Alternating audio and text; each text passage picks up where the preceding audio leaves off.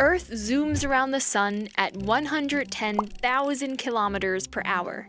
But what if it just stopped? Well, for one thing, you'd have only a month to live. First off, if Earth stopped short, you'd actually die immediately, because you'd fly off the planet and hurtle into space, just like you lurch forward in a car when a driver slams on the brakes. But if Earth slows down more gradually, you'd instead suffer a slower, but still horrific death. That's because the planet is about to get very, very hot. You see, the sun's tremendous gravity pulls the Earth right toward it. Meanwhile, the planet is trying to whiz away in this direction. This tug of war keeps us in orbit.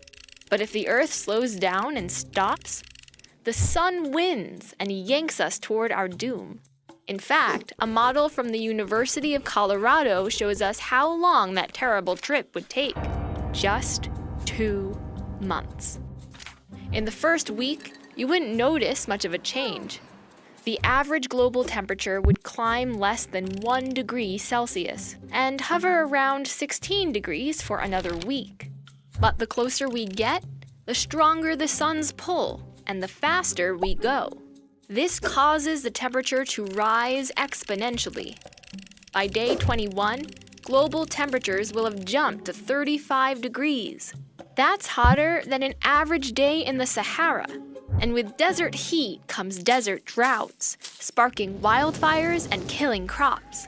UV radiation from the sun is so strong, we'd get severe sunburn after just 15 minutes outdoors. At this point, our bodies also will have hit the upper limit of their heat tolerance. Any hotter, and heat stroke can set in, leading to exhaustion, delirium, or even a coma. And guess what? It gets hotter. By day 35, global temperatures will reach 48 degrees. That's as hot as an average summer day in Death Valley, one of the hottest places on Earth. Most mammals, birds, and insects die as the proteins that make up their cells start to cook. Yes, even roaches can't withstand this apocalypse.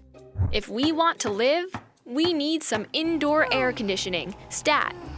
Except, the amount of energy you need to run millions of AC units at once would wipe out power grids around the world. So, with no way to keep cool, humanity dies. By day 41, the Earth has passed by Venus. We're now the second planet from the sun, and temperatures have climbed to 66 degrees.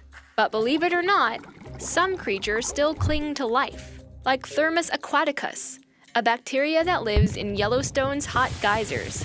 But less than a week later, temperatures are hot enough to boil water and kill even that bacteria. By day 54, temperatures surpass 160 degrees, and the last remnant of life on Earth flickers out. Soon after, the barren planet crosses Mercury's orbit. For its last week of existence, Earth is the first planet from the sun. Until day 65, the final day. By now, the sun's extreme gravity stretches the planet into an oval shape, and magma begins to leak through the crust. At about noon, Earth tears apart, bleeding liquid rock as temperatures hit 3,800 degrees. Our planet is no more.